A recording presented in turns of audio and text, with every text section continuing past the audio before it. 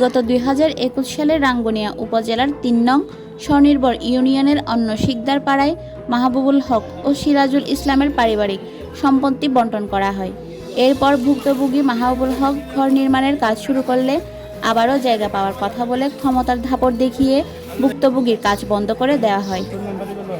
অথচ 2021 সালে ৩০০ টাকার লিখিত স্ট্যাম্পে সাইফুল ইসলাম, আশরাফুল ইসলাম ও সিরাজুল ইসলাম স্বাক্ষর করে সম্পত্তি বণ্টন করা হয়। কিন্তু ভুক্তভোগী মাহবুবুল হক বাড়ি নির্মাণ করতে গেলে আবারও বাধা সৃষ্টি করে বিবাদীগণ।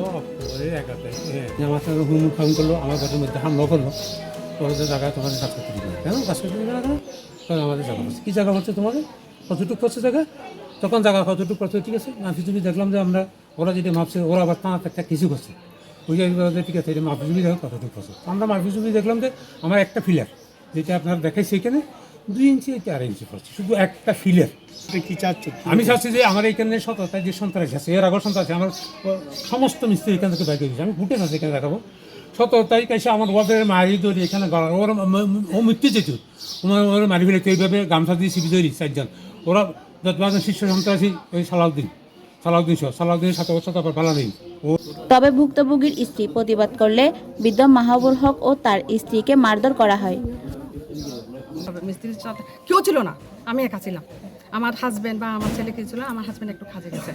ওদিক থেকে বেরিয়েছে, ওদিক থেকে বেরিয়ে পিছন দিয়ে এখান থেকে সবাই আমরা 4-5 জন আমাকে সাহেবুয়ার সালাউদ্দিনের নেতৃত্বে সন্ত্রাসীগুলো যে সন্ত্রাসীগুলো আসছে ওগুলো তো ভিতরে ঢুকে মারধর করে ওদেরকে, আমাকেও এখানে মারধর লাঠি গুতা যা মানি পারে আমার গায়ের উপর উঠে বসে।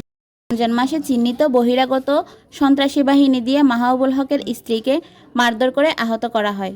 তবে ভুক্তভোগীদের মারধরের অভিযোগ অস্বীকার করেন বিবাদীগণ।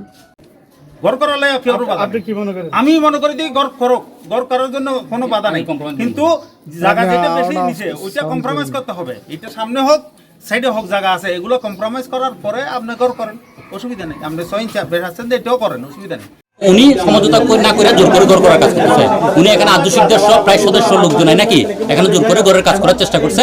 আমরা চেয়ারম্যান মহোদয় সহ মন্ত্রী মহোদয় জানাই এটা বন্ধ করাইছি। সাম্প্রতিক সময়ে মৌখিকভাবে অভিযোগ করলে 2 পক্ষকে ডেকে লিখিত স্ট্যাম্পের মাধ্যমে সমাধান করা হয়। কিন্তু মাহবুবুল হক বাড়ি নির্মাণ করতে গেলে আবারও সীমানা প্রাচীর নিয়ে বিরোধ সৃষ্টি হয় বলে জানান এই জনপ্রতিনিধি।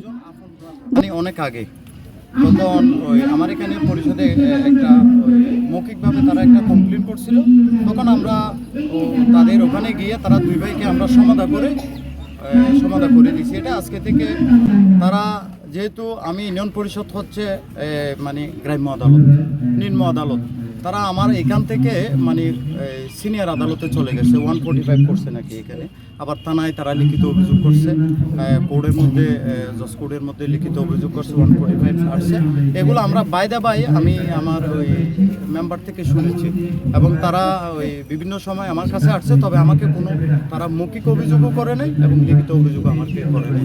সুতরাং যেহেতু তারা সিনিয়র আদালতে চলে গেছে, সেখানে তো আমার করার কিছু নেই। ভুক্তভোগী মাহবুবুল হক কি পাবে সঠিক বিচার, নাকি তাদের ক্ষমতার কাছে হেরে যাবে এই পরিবার? প্রশ্ন আপনাদের কাছে।